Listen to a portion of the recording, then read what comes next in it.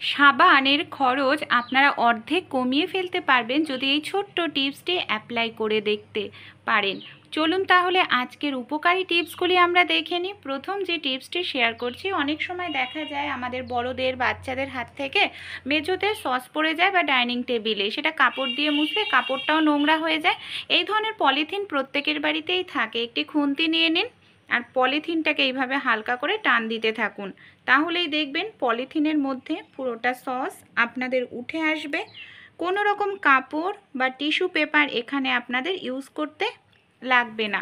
ভালো লাগলে টিপসটি অবশ্যই অ্যাপ্লাই করে দেখবেন, আপনাদের জায়গাটাও খুব সুন্দর পরিষ্কার হয়ে যাবে।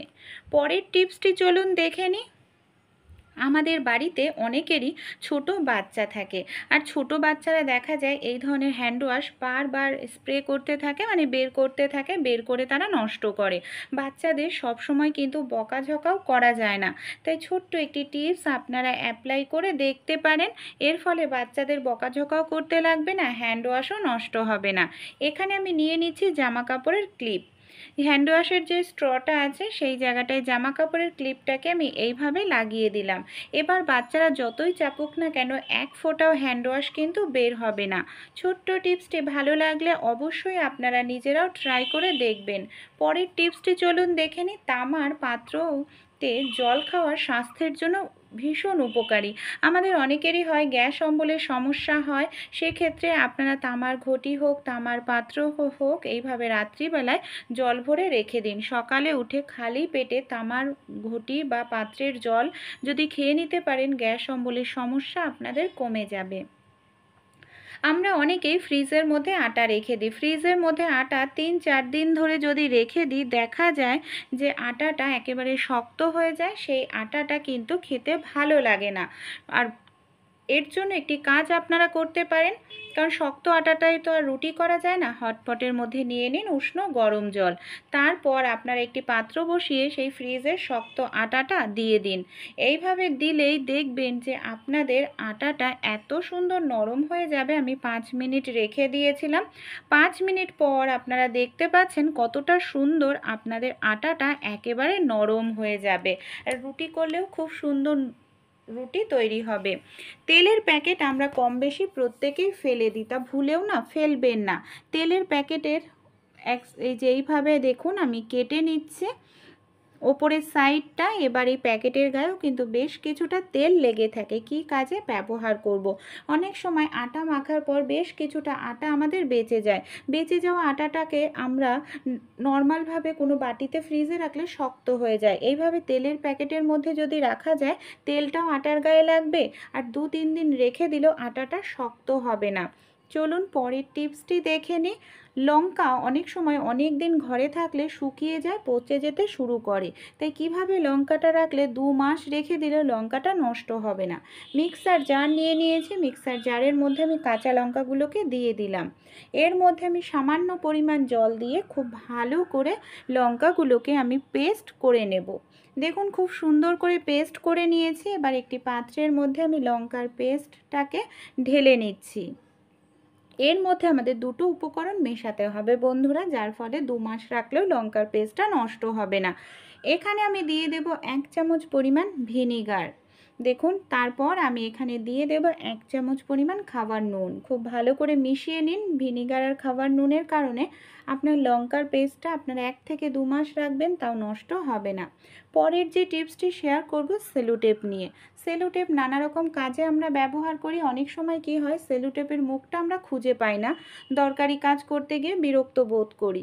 তাই এই ধরনের চুলের ক্লিপ প্রত্যেকেরই থাকে। চুলের ক্লিপটাকে আপনারা এইভাবে যে সেলোটেপের মুখ আছে সেই জায়গাটায় লাগিয়ে রাখুন সেলোটেপটা ব্যবহার করার পর, তাহলে এক চান্সেই আপনারা কিন্তু সেলোটেপের মুখটা খুঁজে পাবেন। আপনাদের কোনো রকম কিন্তু অসুবিধাই হবে না কাজের সময়। চলুন তাহলে বন্ধুরা আমরা পরবর্তী যে টিপসটি আছে দেখে নিই। এই ধরনের তামার তার আমরা প্রত্যেকেই ব্যবহার করি নানা রকম কাজে। আমাদের বাড়িতে যে ইলেকট্রিক তার থাকে তার ভেতর থেকে তামার তারটা বের করতে খুবই আমাদের কষ্ট করতে হয়, তাই ছোট একটি টিপস অ্যাপ্লাই করে এই কাজটি সহজ করে নিতে পারেন। এখানে দেখুন বন্ধুরা, আমি নিয়েছি এখানে নেল কাটার দিয়ে হালকা করে কেটে নিচ্ছে। তারপর কত সহজেই তামার তারটাকে আমি বের করে নিলাম।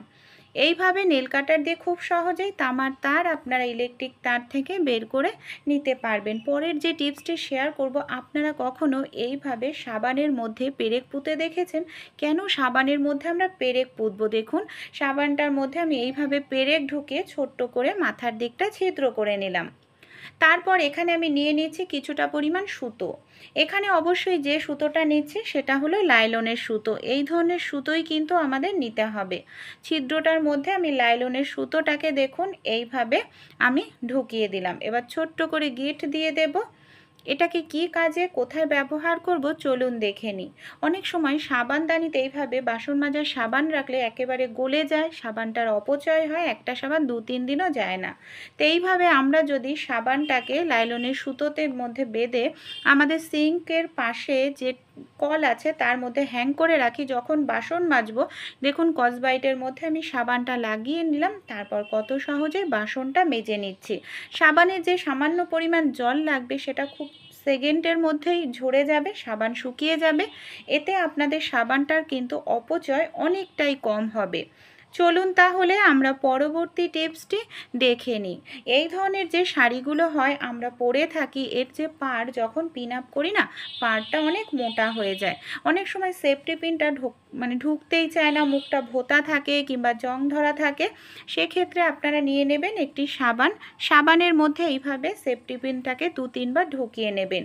তারপর যদি আপনারা পিন আপ করেন দেখবেন খুব সহজেই সাবানের কারণে সেফটি পিনটা আপনারা মোটা জায়গাতেও পিন আপ করে নিতে পারবেন। চলুন তাহলে পরবর্তী টিপসটি আমরা দেখে নিই। এখানে একটি পাত্রের মধ্যে আমি জল দিয়ে দিয়েছি, ফিল্টারের জল। ফিল্টারের জল দিলে জলের দাগ হবে না পাত্রতে। অনেক সময় আমরা কোনো খাবার দাবার রাখলে পিঁপড়ে ধরে যায়, জলের পাত্রে যদি খাবারটা আমরা রেখে দিই এইভাবে কখনোই পিঁপড়ে ধরবে না। টিপসগুলি ভালো লাগলে অ্যাপ্লাই করবেন।